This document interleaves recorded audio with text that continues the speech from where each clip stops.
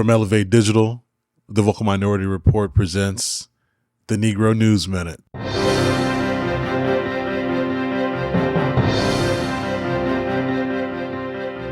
Dateline, Little Rock, Arkansas. 2 men were put to death last night in Arkansas after much conversation and legal wrangling. Jack Harold Jones was pronounced dead at 7:20 p.m., according to an Associated Press report. A federal judge in Little Rock had temporarily halted the execution of inmate Marcel Williams after his attorneys questioned whether the night's earlier execution of Jones and claimed it had been botched.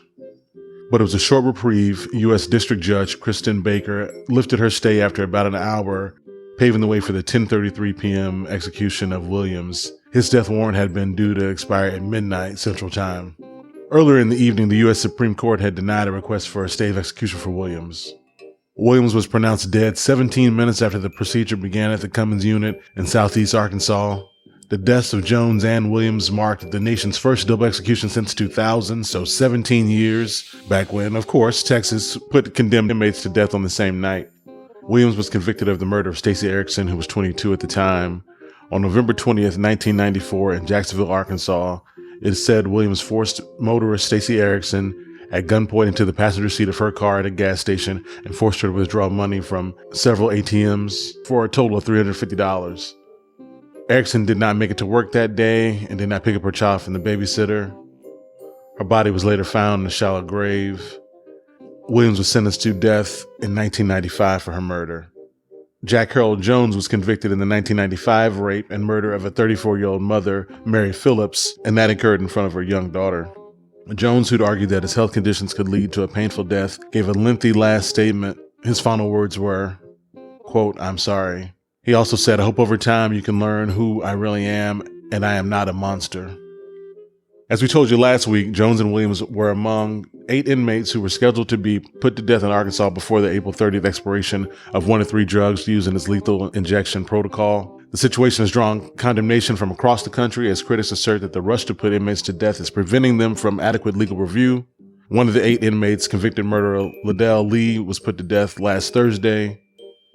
Last Monday, the Arkansas Supreme Court granted a reprieve for 2 other condemned inmates, Don Davis and Bruce Ward, based on claims about their mental health, as well as a debate over whether expert witnesses can testify for both parties in a case.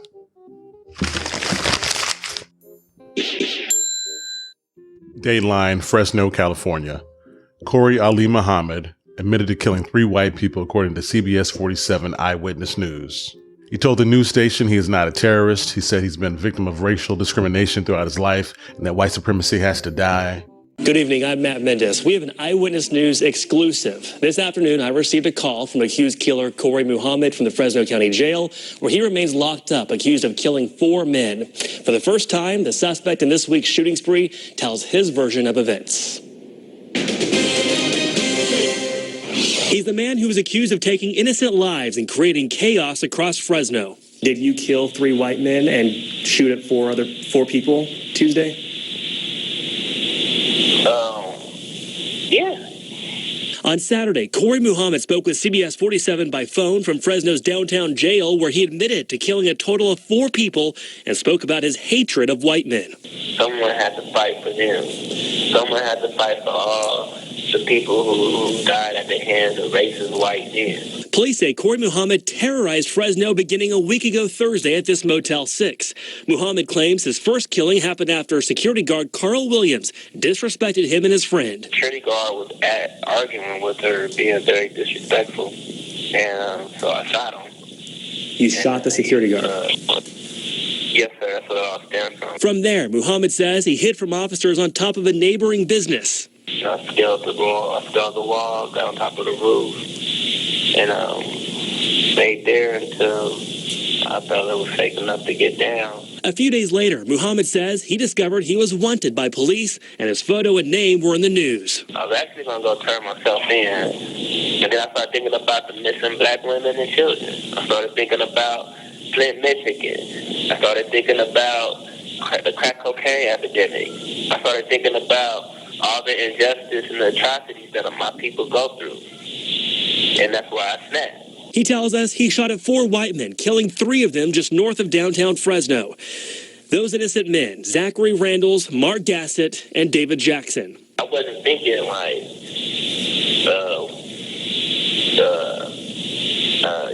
kill, kill, kill. All I knew was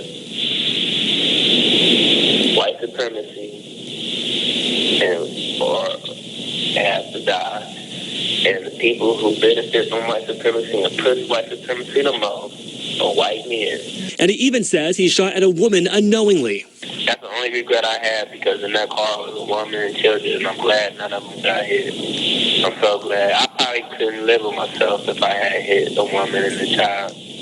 I didn't have no intentions of hurting any women or children. During our interview, he spoke about practicing voodoo, and he tells us he's not a terrorist. He says he's been victim of racial discrimination throughout his life. I gave my life for the freedom of my people, the ultimate freedom of my people. Muhammad is being held at Fresno County Jail in isolation. We reached out to the district attorney's office and police. Neither wanted a comment. We also called the public defender's office, but couldn't get a hold of anyone after hours. You heard him say, I gave my life for the freedom of my people, the ultimate freedom of my people, in that clip. Fresno Police Chief Jerry Dyer said last week that Muhammad, who laughed during interviews with authorities reportedly, carried out the killings because he felt that white people kept black people down. Dyer said, Corey Muhammad is not a terrorist, but he is a racist and he is filled with hate. During a court appearance Friday, a judge ordered Muhammad to undergo a mental evaluation. Muhammad has been charged with murdering Carl Williams, a security guard at a Motel 6, and is being held in isolation at the Fresno County Jail in lieu of $2.6 million bail. He is scheduled to be arraigned in the other killings on May 12th. Zachary Randalls, Mark Gassett, and David Jackson are the other victims' names. Dateline, Chicago, Illinois. He speaks. The man who unsuccessfully tried to turn the White House black has finally broken his silence. Number 44 in history, but still number 1 in your hearts. That's right, President Barack Hussein Obama made his first public appearance since leaving the White House in January. He was speaking with young leaders at the University of Chicago on Monday. Obama did not mention Trump once during the 90-minute event, but said he was determined to galvanize younger Americans to do more politically because they were the ones best positioned to bridge the current political divide. What is preventing us from tackling them and making more progress really has to do with our politics and our civic life. It has to do with the fact that because of things like political gerrymandering, our parties have moved further and further apart, and it's harder and harder to find common ground. Because of money in politics, special interests dominate the debates in Washington in ways that don't match up with what the broad majority of Americans feel. Because of changes in the media, we now have a situation in which everybody's listening to people who already agree with them and are further and further reinforcing their own realities to the neglect of a common reality that allows us to have a healthy debate and then try to find common ground and actually move solutions forward. And so, when I said in 2004 that there were no red states or blue states, they're the United States of America, that was an aspirational comment. But I think it's, and it's one, by the way, that I still believe in the sense that when you talk to individuals one-on-one, there's a lot more that people have in common than divides them. But obviously it's not true when it comes to our politics and our civic life. And maybe more pernicious is the fact that people just aren't involved. They get cynical and they give up. And as a consequence, we have some of the lowest voting rates of any advanced democracy, and low participation rates then translate into a further gap between who's governing us and what we believe. The only folks who are going to be able to solve that problem are going to be young people, the next generation.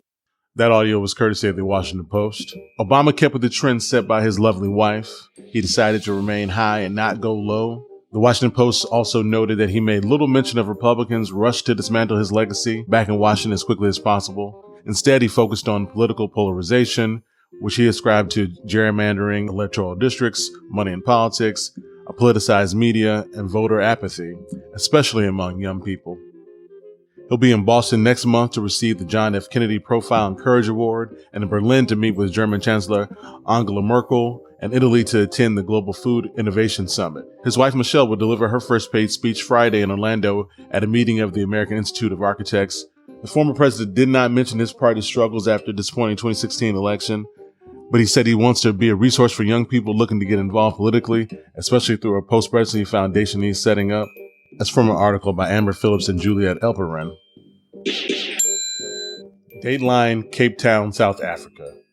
The editor-in-chief of Huffington Post South Africa has resigned after the country's press ombudsman, I had to look that up, which according to Wikipedia, an ombudsman or public advocate is an official usually appointed by the government or by parliament, but with a significant degree of independence, who is charged with representing the interests of the public by investigating and addressing complaints of maladministration or violation of rights.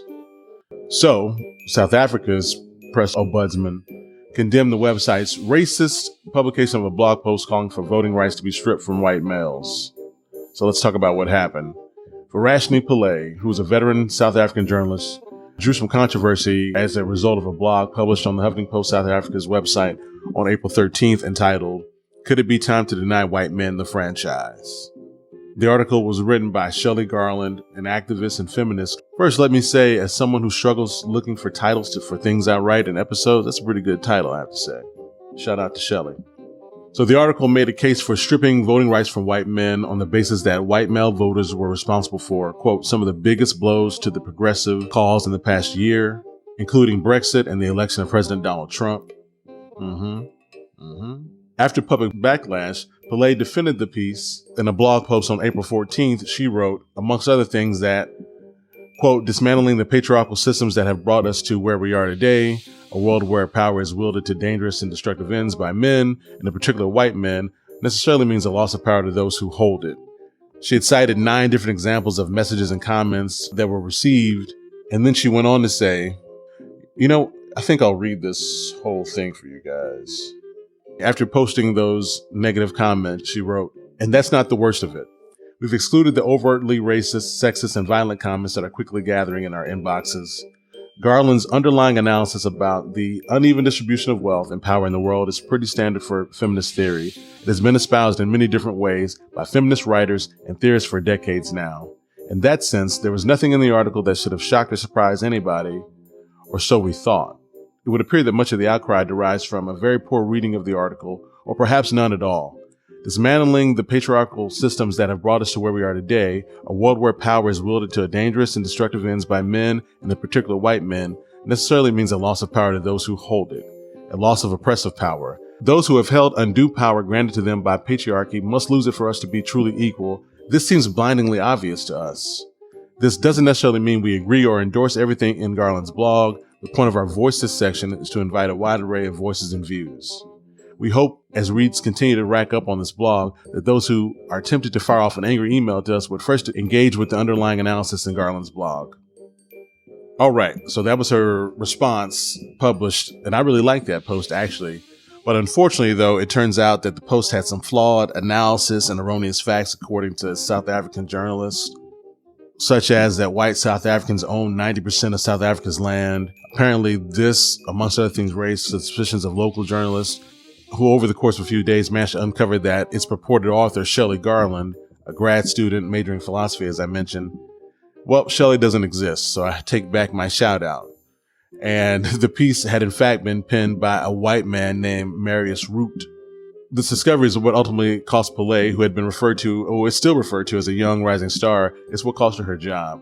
Now, it's also sparked a conversation about free speech and white male privilege, which are two things that we hold near and dear here at the Vocal Minority Report. So Shelley Garland, or AKA Root, spoke with Huffington Post, and he said he wrote the post to expose how poor fact-checking was in South African newsrooms and apologized for the damage he'd caused. He said, quote, I didn't mean for it to go where it did. There was no intention to go after Varashni. After being confronted, Root immediately resigned from his position at the think tank, the Center for Development and Enterprise. The South African press ombudsman, however, appears to have upheld Ruth's suspicions about Huffington Post, specifically condemning their factual inaccuracies as well as their racism and sexism. After it emerged that the article was a hoax, Pillay backtracked on her original decision to defend it. She said, quote, "I did not make it clear enough in my initial response that I absolutely do not agree with the disenfranchisement of any group of people." She also said, "I do not hate white men." In their ruling, the South African press ombudsman made it clear that Pillay was free to publish and defend anything that she wished, but not within the confines of the South African press code, which the article violated. They found the article contained discrimination and hate speech, and amongst other things, not verifying the author's identity and Pillay's comments in defense of it. Former editor-in-chief Pillay said, quote, "I respect the office of the press ombudsman and have decided to tender my resignation." Dario Milo, a Johannesburg media and information lawyer, said the blog doesn't advocate hatred and that the blog is not hate speech because it doesn't incite people to cause harm, even if harm is not limited to physical harm. Man, this is such an interesting story, and yeah, it's got some tentacles. So I need to figure out a way to get Varashni Pillay on the show. It looks like she's gone dark according to her Twitter feed, but I got to figure out another way. So any of my peeps out in South Africa who listen to the show, holla at your boy. For Elevate Digital, the Vocal Minority Report, this has been the Negro News Minute. All power to the people. Peace.